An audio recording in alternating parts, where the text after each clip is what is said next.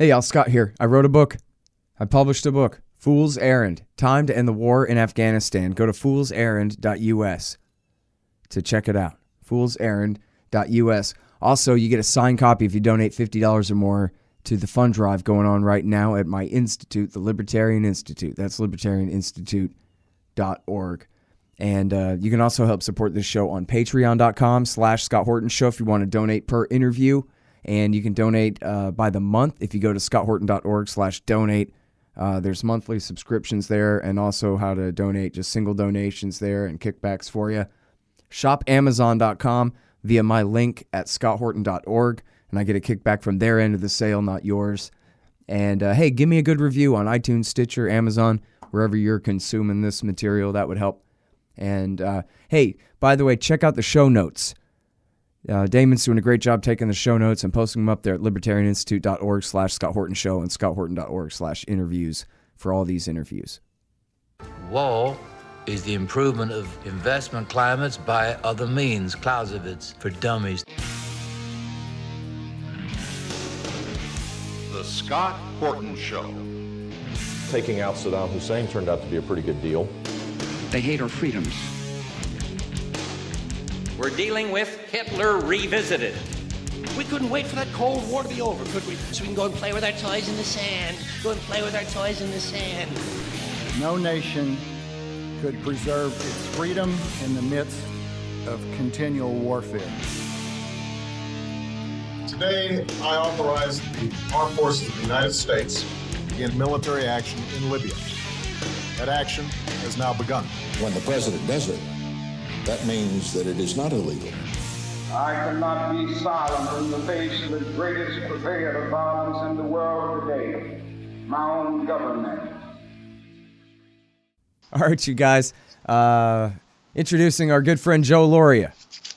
Back to give us an update about independence in Kurdistan from his big interview and all the big events there in Iraqi Kurdistan. He's on the line from Erbil in Iraqi Kurdistan today. Welcome back to the show, Joe. How are you? I'm fine, except I'm now in Cairo. Oh, now you're in Cairo. I flew out last Wednesday morning, anticipating a shutdown of Iraqi airspace and a closing of the airport to international flights, and that indeed happened on Friday. They were given, Kurds were 3 days to cancel the referendum, and they refused. So on Friday at 6 p.m. local time was the last flight in or out of the two airports in Iraqi Kurdistan, Erbil and Suleimani. And right now, I can't get back to Erbil, but I did not want to get stuck there either. So I'm here for the time being. Man. So I guess, in other words, I don't know anything about the news ever since the referendum. I know it passed, but I didn't know anything about the shutting down of the airspace and the ratcheting up of threats and all the reactions. So go ahead, man. Tell us everything. Well, just to recap, last Monday, a week ago today, the Iraqi Kurds held the referendum on independence from Iraq, despite enormous pressure from the United States, Turkey, Iran, the United Nations, the Arab League, and certainly Baghdad. All kinds of threats were made if they held the referendum. And the U.S. said that they wouldn't back talks with Baghdad. The UN wouldn't back talks with Baghdad. Turkey, Iran, and Baghdad have all threatened military action. The vote went ahead. 93% voted, unsurprisingly, for independence from Iraq. The key thing to understand, though, is that the Kurdish leadership made clear that they would not declare independence right afterward. In fact, Masoud Barzani, the longtime leader of the Kurdish region in Iraq, said clearly several times, many times, that he expected a 1 to 2 year negotiation leading to independence with Baghdad. But just today, the prime minister of Haider al-Abadi, the prime minister of Iraq, said that there will be no talks until they cancel the referendum. Yesterday, the Kurdish parliament met, which is like the third time it's met in the last 2 years, only because of this referendum. They said there was no way they were going to cancel this referendum. So we're at an impasse here. There's no idea how long the flights will stop. Turkey has canceled. All airlines have obeyed the Baghdad government's request to stop flying into the airport. Iran was the first to close its airspace. The airport is losing $300,000 a day, and they claim that the Civil Aviation Authority of Iraq was already overseeing it, and they will allow 5 or 6 Iraqi officials to come to the airport. But that's not satisfying Baghdad. Now, the key thing to understand, in my view, is once you understand that this referendum was not going to be followed by a declaration of independence, and that the negotiations are needed with Baghdad, which Baghdad is refusing, and also taking into account no country in the world except Israel supported this referendum and has said they would recognize a Kurdish state. The fact remains that nothing has changed in terms of Kurds' semi-autonomous status, which they've enjoyed really from 1991 when the U.S. set up a no-fly zone and became more formalized after the 2003 invasion by the U.S. So, in effect, nothing has changed. No one's going to recognize them. They cannot survive as a nation. They have not declared that they're going to become a nation without the talks. So my view is that there's an overreaction by Baghdad, by Turkey, by Iran. And it's interesting because yesterday we saw in Catalonia certainly an overreaction by the Spanish government. Within 6 days, we've had 2 referendum on independence. And in both cases, the central governments have vastly overreacted. Now, I understand the Kurds' aspirations for independence. Anyone who understands their history and how they've suffered being double-crossed by the British and French after the First World War ended, in which they were initially in the Treaty of Sèvres, they were promised a state, and then there was a state that was declared a kingdom that the British bombed into non-existence, and then in 1923, in the Treaty of Lausanne, that promise of an independent state was withdrawn. We've seen Saddam Hussein crush various uprisings. In the 1970s, we saw Israel, Iran under the Shah, and the United States support the Kurdish Peshmerga, which were trained and developed pretty much by Israel. And overnight, in an agreement between the Shah and Saddam, who was vice president at the time in 1975, to settle their differences, the Kurds were just cut loose. And they were slaughtered by the Iraqi government. That repression continued until the Halabja massacre in 1988, where up to 10,000 people may have been killed with poison gas by the Iraqi government. So one can understand the suffering of the Kurds. They are not without fault. They were accused in the 1930s or in the 20s of taking part in massacres of Armenians. And more recently, they have, according to Amnesty International, taken territory that Arabs had lived in and that they fled from in the 2003 U.S. invasion, that they took over these houses, destroyed them. So they are expanding, probably beyond the territory that they should have. And then, of course, there's Kirkuk, which is the disputed city, very oil-rich city, which the Turkmen and the Arabs and Kurds all claim as their own. It was originally a Turkmen city, and then in the 70s and 80s and the 90s, Saddam Hussein began a program of Arabization of that city and kicked out a lot of Kurdish families.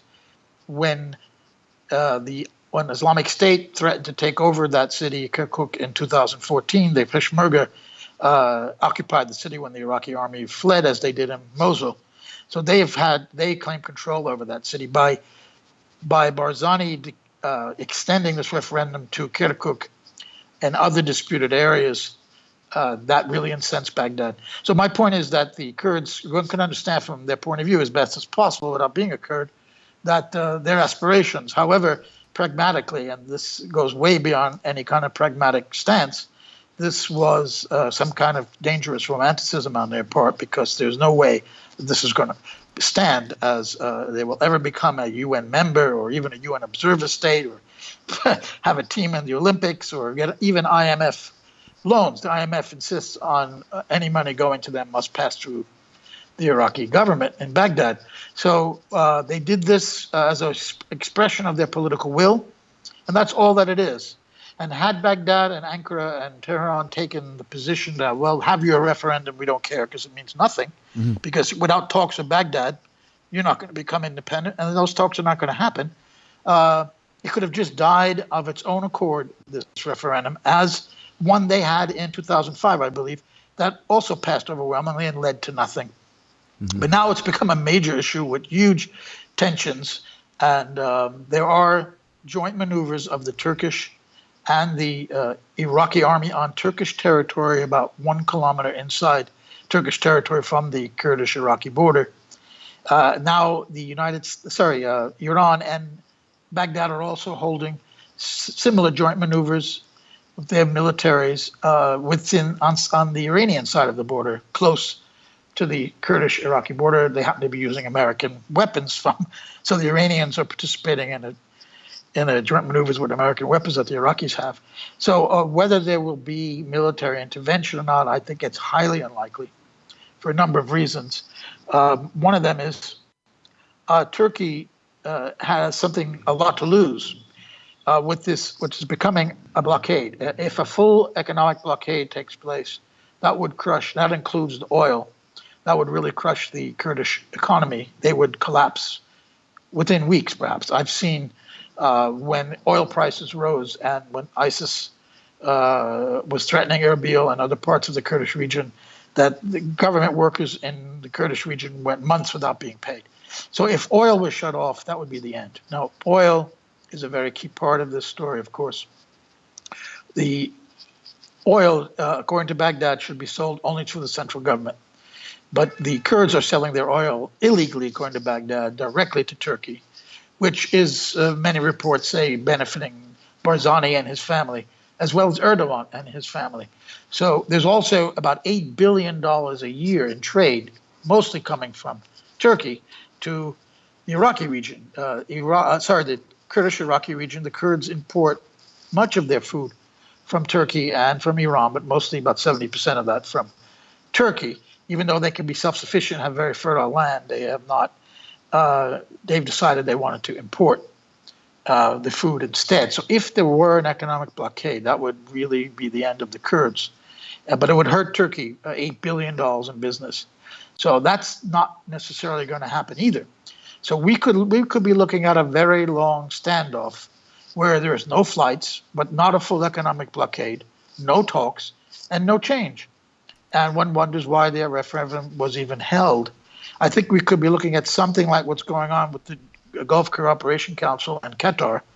If you recall, it's been going on now about 4 or 5 months. Wait. Let's get back to that in a minute. There's too many follow-up questions in a row I got to get to here, man. All right, first of all, I like what you say about how, hey, no offense against the Kurds. This is terribly repressed and oppressed population. Everybody remembers when Saddam used the Mujahideen cult, communist terrorist cult, to murder them when they, the Shia get all the headlines, but it was the Kurdish and Shia uprising that George Bush Sr. encouraged, the Great Bay of Pigs betrayal massacre in 1991 after the first Gulf War. And so I always, whenever I cover this, it's always about the danger of independence, but it's nothing personal. I know you love the Kurds. You're friends of the Kurds. You live in Kurdistan, have been living there. It's only the question is just politics. Like, geez, what's Iraq and Syria and Iran and Turkey and, for that matter, Armenia and Azerbaijan going to do? If you know what I mean, what's going to happen when this population that is pentasected or worse tries to declare independence, and all the different factions, all the different power relationships between all the different sides change? It could be bloody. It's nothing personal at all. It's just this exact kind of thing is just what we talked about, right? Is this ridiculous overreaction where, as you put it, makes it sound like every state around there, or many of them at least, are going into a panic about this, which sounds kind of silly in a way. Like, is their intelligence that bad that Or I guess just they have to look strong, even though they know just as well as you do that this doesn't really mean that they're declaring independence, just that they voted that they wanted to. You know, they made it clear they're not declaring independence, right? And they wouldn't until up to 2 years of negotiations. So it's just domestic politics, but in Iran, in Iraq, in Turkey, they have their own reasons for making a big deal about this, but that's making it worse. Is that it? Yeah, it's making it much worse and unnecessarily. Some people have a hard time getting this to understand that my position that I think the referendum was a mistake, despite what I said about the Kurds and their aspirations. I think politically it was a mistake, but I also think that the reaction is a mistake. There are two mistakes here. And just as I don't really have a position on the Catalonian referendum, I don't know enough about that. But I do think, obviously, no one could fail to see that the reaction by central government Spain was a huge mistake yesterday in the violence that we saw. So in both cases, there's overreaction by the central government. Whereas the difference in Catalonia, though, I must say, is that they are very likely intending to declare independence. They have 48 hours from Sunday, for the parliament to declare independence. And the government in Catalonia sent a statement formally to the parliament asking them to do that. So that's different. They do want to declare independence. Now, will anybody recognize Catalonia? That's another issue. The EU has not been clear about that. Juncker, the head of one of the Council of Europe, whatever it is, said at first that they would talk. Then he backtracked from that. So nobody might recognize Catalonia either, and one has to wonder about that. And that's a very different situation because they're the richest part of Spain, and Spain would lose quite a lot. Whereas the Kurdish region of Iraq is quite rich in oil, but most of it's around Kirkuk, which is why that's so fraught with tension, where if there is violence, it would take place there.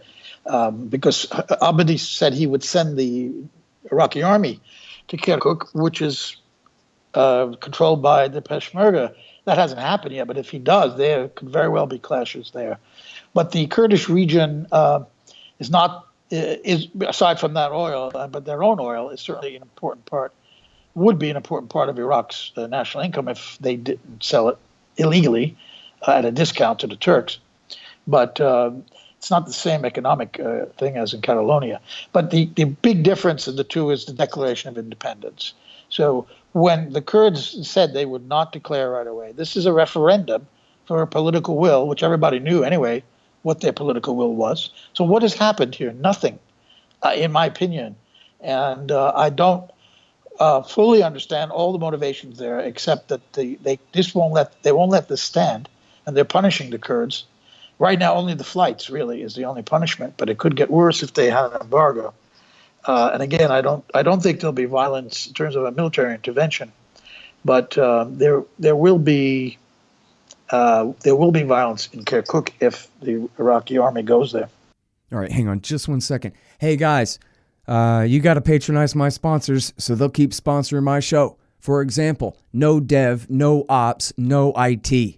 All about how to run your internet technology business from a libertarian perspective by Hussein Badakchani. It's on Amazon.com. No dev, no ops, no IT. And then also The War State by Mike Swanson. The great history of the early years of the military-industrial complex after World War II. And, of course, his investment advice at wallstreetwindow.com. That's wallstreetwindow.com. Robertson Roberts, Brokerage Inc., when you need to buy some precious metals to store some value. LibertyStickers.com for your anti-government propaganda. TheBumperSticker.com for your pro-business or your band's propaganda. And get your book edited at 3tediting.com. Well, and so this is one of the things I wanted to ask you too was, well, we'll get back to Kirkuk in a second, but are not the Peshmerga and the Iraqi army embedded with each other or at least fighting side by side with each other against the Islamic State right now in Tal Afar and other places? And haven't they been fighting next to each other with each other for the last couple of years against the Islamic State? Have they not forged a little bit kind of tighter relationship and better understanding between the two sides during this time? And then isn't that a problem if their armed forces are adjacent to each other in this, tension-filled time?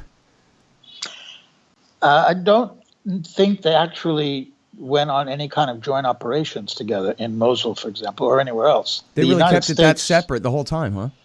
Well, the U.S., did forge, as you say, some cooperation between them. But if you looked at the Mosul operation, the Peshmerga only operated in the villages to the east of Mosul, in other words, closer to their capital, Erbil, which is only 50 miles away. And those were very important operations at the very beginning of the attempt to take over Mosul. They had to take that. But the Iraqi army and the police, the national police, even more than the army, did the fighting inside Mosul with American bombardments that killed up to 40,000, as we discussed last time we spoke. And that took over Mosul. And Shia militia were fighting to the west of Mosul, from my understanding. Now, I don't know. There may have been some joint maneuvers and operations. I can't say for sure not. But mostly they had separate objectives, and they acted in separate theaters. Now, Tel Afar has fallen, and that was to the Iraqi army. And the Iraqi army is pursuing other places where ISIS is now. I'm not aware of the Kurds being involved in any of those operations. So there was cooperation, and there was fear. I think we talked about this in one interview about before the Mosul operation began, or just as it was getting underway, that there could be clashes once Mosul fell. I think the way they solved that was to not have them both, either Shia militia or Peshmerga, together inside Mosul with the Iraqi army. It was only the Iraqi army and police that went into Mosul. Mm-hmm.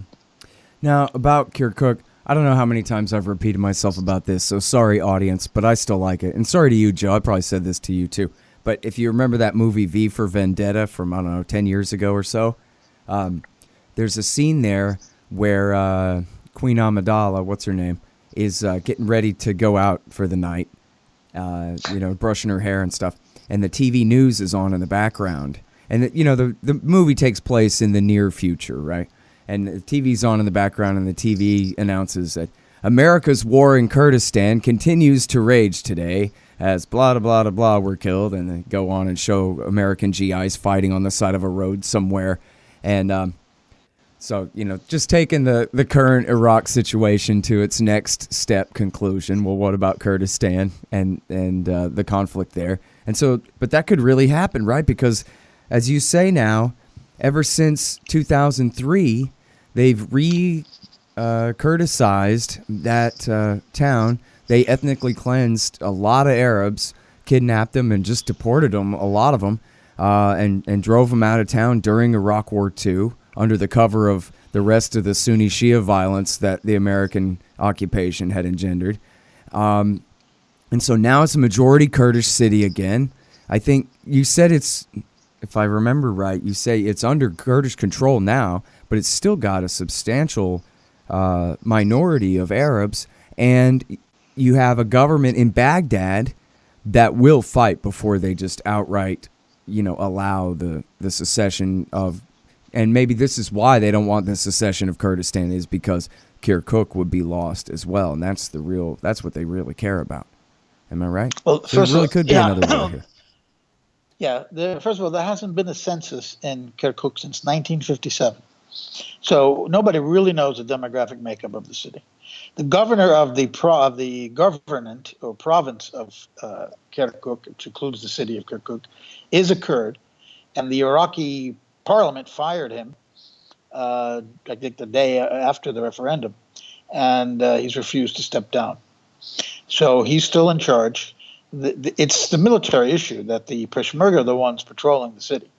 And the Asaj, they have their own kind of militarized police as well. Paramilitaries, they're in the city as well. When ISIS, if you remember the day the Mosul operation began, the very day, there was an attack in Kirkuk by ISIS. And there was fierce fighting in the city for a day or two. And it was this Asaj, this paramilitary force that put down that ISIS rebellion or attack inside Kirkuk. So, what the makeup is, how many Arabs there are or Kurds is not clear, but it's the military that controls. There are still Iraqi national flags flying there, and the Kurds fly their flag next to it. Sometimes they fight over which flag will be on a building. But that was before the referendum. Now, there were also Shia militia who have said they would go there and fight if it became part of Kurdistan.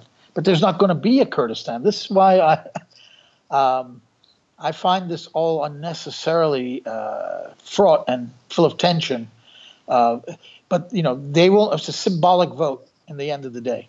As long as Baghdad doesn't agree to negotiate towards a referendum, it's symbolic. And even if the Kurds change their mind and say, "Oh, we're declaring independence," there's Israel. That's it. The only country that will recognize them, and that is while they may have the legal right under international law to declare self-determination, the Montevideo Convention, 1933, they are not going to be recognized and they won't survive as a nation. So nothing changes with this referendum except the enormous tensions that are occurring right now. Wait, did I get it right that it's the Peshmerga that control Kirkuk rather than the Iraqi army? Yeah. Yes. Mm-hmm. Yes, that's right. It only happened in 2014 when the Iraqi army left, as they did in Mosul. So they have themselves to blame for that. But the city is disputed. It belongs to Baghdad, according to them, and the Arabs living there, and most of the Turkmen living there too. Which is one reason Turkey might want to be involved too in Kirkuk, because of the Turkmen who live there, many of whom were sent there to live by the Ottoman Empire in 1915, around 1920, to try to beef up their presence there. As the Ottoman Empire was collapsing. Well, I forget if it was Barzani or Talabani had one time said that Kirkuk is our Jerusalem, and obviously that's completely overwrought, but I wonder how overwrought that is. I mean, did they have that bad, if someone tried to take San Antonio from us Texans, imagine what would happen. I wonder, is that how strong the feeling is about Kurdish ownership over Kirkuk ultimately? Apparently it is, yes. Yeah. They do That's look not upon... good. No, it's not good. And there were forced expulsions from Kirkuk by Saddam, and they're still pissed off about that. That was in the 90s. So, yeah, that's the real flashpoint here, and let's hope it doesn't lead to that. But I think we're going to enter a period of a stalemate. And I brought up that GCC or Qatar issue because that's what's happened there as well. There were fears of a Saudi military intervention into Qatar at the beginning. That has died down. There's still a flight ban on Qatar, except the Iranians opened their airspace. So all flights from Qatar Airways and all other international flights out of Doha have to go through Iranian airspace to get out. So that's just settled into a long-term economic blockade, an air blockade, but they have found ways. Turkey, funny enough, has been flying lots of food into Doha, and the Iranians have been selling more. So one of the reasons for that GCC blockade was because they felt Qatar was too close to Iran, the great enemy of the Saudis and the Emiratis. And in fact, they've driven Qatar closer to Iran because of this. It backfired in that way. Hey, check this out. So Oh, go ahead. No, I'm sorry. Go ahead. No, I was just saying that I think same kind of stalemate's going to happen in the Kurdish region. I just think this is interesting. I don't know if you know this guy, Joel Wing, the Iraq analyst. No. Well, you should follow him on Twitter. He's Joel Wing 2, and he just Joel Wing 2. Joel Wing, yeah, and he just is a really great independent analyst. I think he's a high school teacher in Washington State somewhere, something like that. But he's just a really great historian and cataloger of all of Iraq War II and ever since Iraq War II. And one of the things he does is he tweets out this day in Iraq War history kind of thing. And here's what he just tweeted out. October 3rd, actually he's a day ahead here. October 3rd, 2005, President Talabani accused the United Iraqi Alliance, that's the Hakim faction, the Supreme Islamic Council, and the Dawa Party, of not giving Kurds enough government positions, neglecting Kurdish ministries, and not dealing with the Kirkuk issue. That's from 2005. Yeah. That was the big fight they were having there 2.5 years into the occupation, or year and a half into the occupation. Yeah, well, Talabani became president, as you know, as a Kurd. But, I'm looking at his tweets now. Thank you for telling me about him. Yeah, no, he's really great. We're not aware of this. Yeah, I'm not aware at all of him before. In fact, he's the guy, I quote him in my book because he's where I learned, he had the specific quotes where he tells the story of why the Bush senior administration changed their mind when they had encouraged the Shia and Kurdish uprising against Saddam after the war, after Iraq War I. And it was because the Badr Brigade showed up and they realized, we're about to undo the entire Reagan-era effort to support Saddam's war against Iran and import the Iranian Revolution into Iraq. Let's not do that. So they changed their mind. But he had it specifically. There was intelligence about the Badr Brigade coming back into Iraq from Iran, where they'd been living since 1980.